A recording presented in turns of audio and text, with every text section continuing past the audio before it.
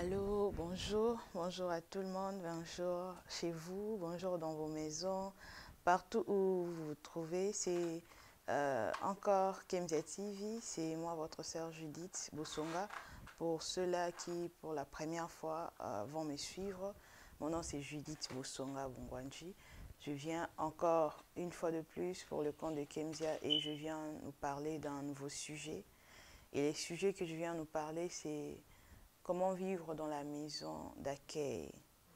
Dans le souci de ce que nous rencontrons au milieu de nous, dans notre communauté, euh, il y a tellement de choses qui s'est fait et qui ne s'est pas trop bien.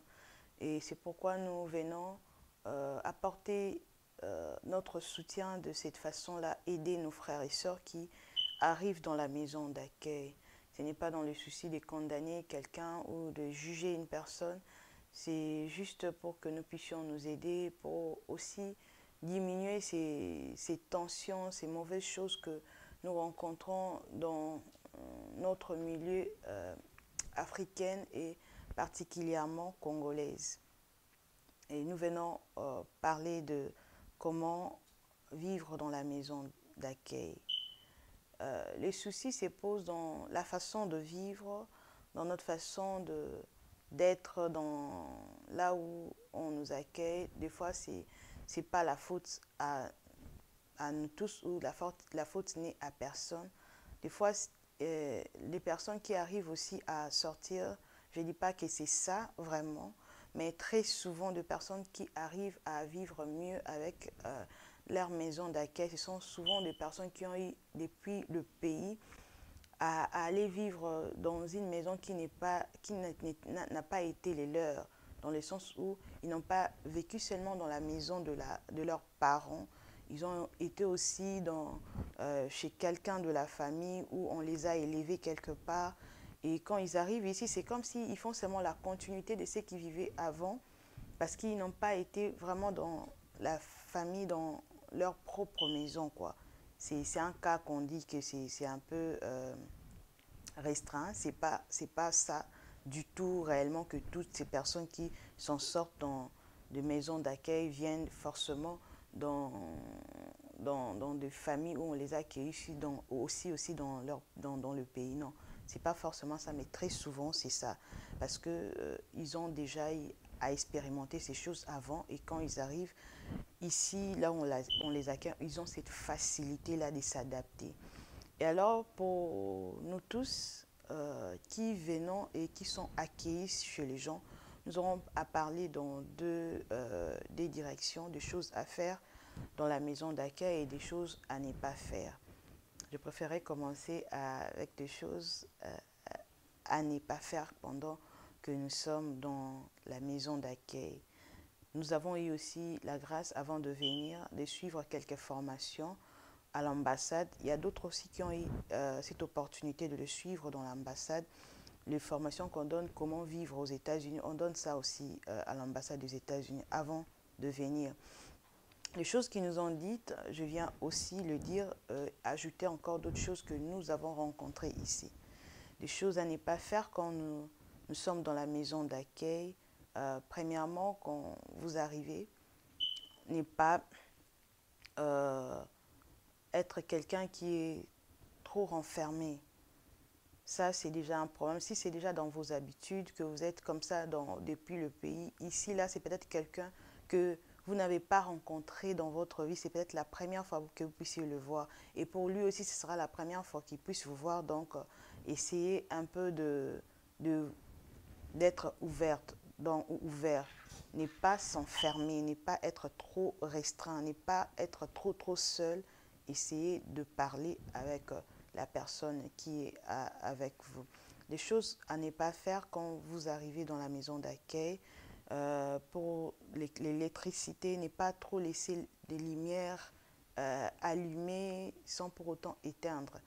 Parce que la lumière, ça coûte et la personne doit payer, ça va remonter les bills dans la maison. Les choses à ne pas faire, la troisième des choses, c'est pas laisser l'eau couler à tout moment. Euh, L'eau, ça paye, surtout dans des appartements où là où il y a des houses, si la maison qui vous a reçu, c'est house, il ne faut pas laisser l'eau à tout moment ouverte. Ça va coûter à la personne qui vous a accueilli chez eux. Des choses à ne pas faire encore pendant que vous êtes dans la maison d'accueil, n'est pas aller contacter de personnes en dehors de la maison sans pour autant parler avec les personnes qui sont avec vous à la maison. Des choses à ne pas faire encore, c'est prendre une décision qui va les affecter sans pour autant les consulter. Ça, c'est un autre problème. Donc, dans le sens où vous voulez quitter leur maison, mais sans pour autant les informer que vous êtes prêt à quitter leur maison. Ça c'est l'une des choses qu'on ne peut pas aussi faire parce que ça va les affecter. Ça va les affecter physiquement, moralement, ainsi que financièrement. Peut-être ils ont eu déjà à faire quelque chose ou à penser quelque chose sur vous et vous prenez la décision de quitter la maison sans pour autant leur informer, quelles que soient les situations qui seront, que vous allez rencontrer, parler avec les personnes qui vous accueillent. Des choses à ne pas faire pendant que nous sommes dans les maisons d'accueil, c'est de refuser de contribuer pendant que vous êtes en train de travailler. Déjà, à moins que la personne lui-même vous dise que il ne faut pas contribuer ou il dit que non, comme moi j'avais trouvé cette grâce-là, là où j'étais, on m'avait dit de ne pas contribuer, ce n'était pas dans le mauvais sens, c'était juste la personne voulait m'aider, elle voulait m'aider pour que j'aille quelque chose et pour que moi aussi j'aille faire ma vie quelque part. C'était ça dans ses pensées et ce qu'elle faisait souvent. Et cela m'avait pas aussi interdit de participer quelque part, même quand elle ne voulait pas que je contribue financièrement. Mais je pouvais au moins acheter des petits trucs à la maison sans pour autant la demander parce qu'elle ne voulait pas du tout. Des choses à ne pas faire pendant que nous sommes dans la maison d'accueil. Euh, dans la contribution, quoi, je parle dans la contribution, n'est pas faire n'est pas travailler pendant que la maison, travailler dans le sens participer dans le travail de la maison. Si vous êtes un homme, ça ne dérange pas ici de faire la vaisselle s'il y a des assiettes qui sont sales ou la personne qui est avec vous, vous voyez clairement qu'il est fatigué ou il est pris dans beaucoup de choses, vous pouvez aussi aider. Donc, les choses à ne pas faire, c'est fermer les bras, attendre qu'on puisse lui demander de faire ou de faire telle ou telle autre chose. Oui, c'est bien, vous pouvez aller demander, de savoir si on a besoin de vous, mais ne pas rester dans votre coin et en entendant qu'il y a des choses tout autour de vous que vous pouvez aussi porter de l'aide et vous ne le faites pas. Ça, ce sont des choses à ne pas faire. Il y en a beaucoup, mais sur ce point-là, on a quand même à parler. S'il y aura ajouté, on va encore ajouter. Des choses à faire pendant que nous sommes dans la maison d'accueil, c'est de savoir parler avec la personne qui vous a accueilli et parler, dites tout ce que vous pensez, tout ce que vous avez dans le cœur pendant que vous êtes, peut-être que non, vous aurez le temps de parler ensemble avec lui. Si vous aurez le temps de parler quand vous êtes arrivé pour la première fois, il va parler avec vous, parler aussi de vous, parler d'où vous venez, même si vous ne serez pas trop détaillé, mais donner quand même des brèves euh, euh, détails, c'est pas trop détaillé, mais hein, donner quand même de brèves comment je peux dire ça, des informations qui vous concernent. Par exemple, si vous pouvez dire que non, moi, je viens de tel, s'ils connaissent déjà votre famille, je suis peut-être mariée, je laissé ma femme, je laissé mon mari, je suis fiancée, je laissé mon fiancé ou je ne suis pas fiancée. Toutes ces choses-là, vous pouvez parler, même pas en détail, mais vous pouvez déjà dire à la personne qui vous a accueilli. Être ouverte ou ouvert pendant que vous êtes là-dedans. Ne restez pas trop enfermé dans votre chambre.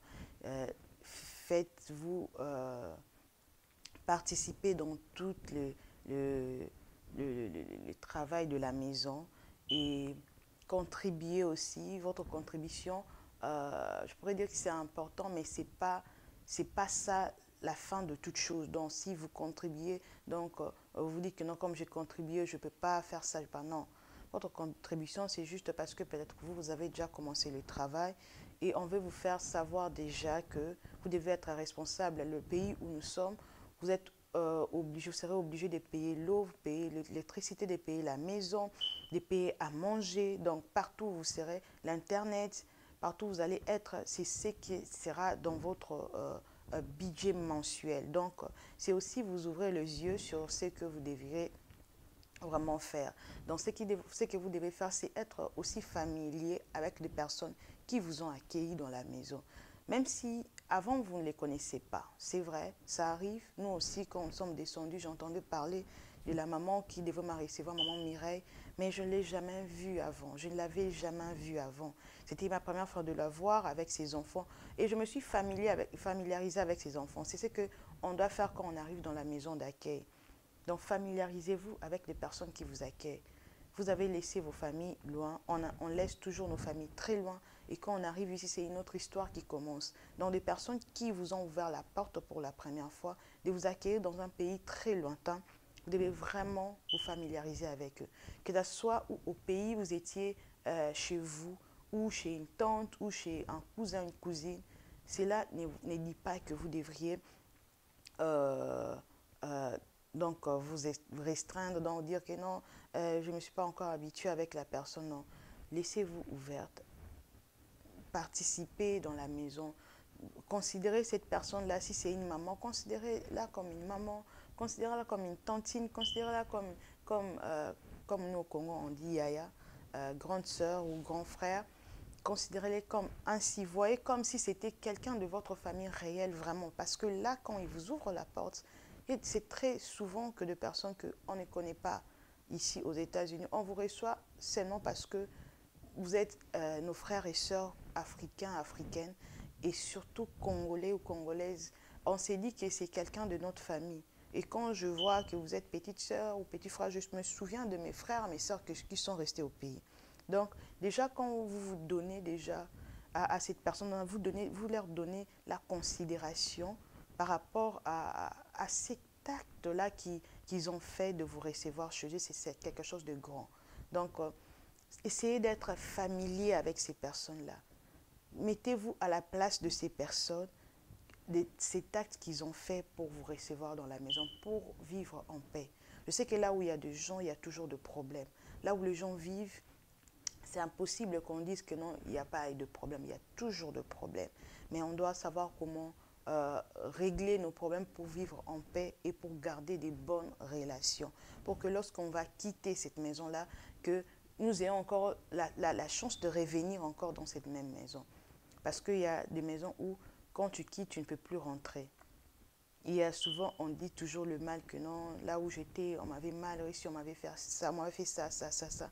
Mais la vraie des choses, la vérité des choses, peut-être que nous le connaîtrons, peut-être pas si le propriétaire de la maison ne s'y met pas à parler. Notre souci dans tout ça, c'est que nous voulons un peu réduire ces taux de conflit au milieu de nous. C'est pas bien parce que nous sommes appelés à aller loin. Nous sommes appelés à avancer étant un peuple africain, congolais. C'est beaucoup de choses que nous pouvons faire, mais des conflits au milieu de nous nous empêchent d'évoluer. Par exemple, je donne un exemple, tu as habité dans la maison de quelqu'un que tu connais, il est informaticien, il sait bien faire les choses, il fait très bien, il a des choses qu'il fait là qui peuvent bénéficier à la communauté. Mais comme vous êtes mal séparés, quand on cherche un informaticien, tu ne sauras même pas parler de lui parce que tu es bien positionné pour l'appeler, pour qu'il vienne faire ce travail-là. Mais comme vous deux, vous ne vous parlez plus, tu n'as pas la force de, de lui dire ou de le faire intéresser de cette chose-là. Vous voyez combien de barrières se posent au milieu de nous pour que nous puissions avancer. Ce sont de petites choses qui commencent dès notre arrivée aux États-Unis, dès notre arrivée dans des maisons d'accueil, ces petites choses-là que nous ne prenons pas en considération, des petits conflits que nous n'arrivons pas à résoudre, qui demain nous créent des barrières, que ce soit de votre côté et de l'autre côté. Donc, je sais bien que nous ne serons pas en mesure de tout finir, mais si vous êtes tombé sur cette vidéo, que vous avez ces mêmes problèmes-là, essayez d'éviter ces choses pour que demain, vous ne puissiez pas mal finir avec les personnes qui vous ont accueilli.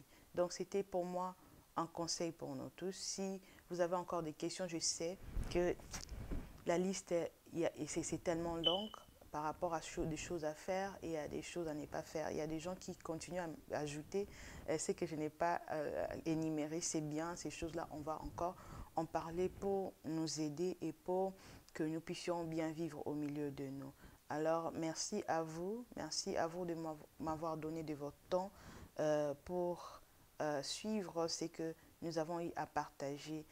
Dans la prochaine édition, nous en parlerons encore mieux en mieux de beaucoup de choses que nous devons savoir quand nous arrivons aux États-Unis.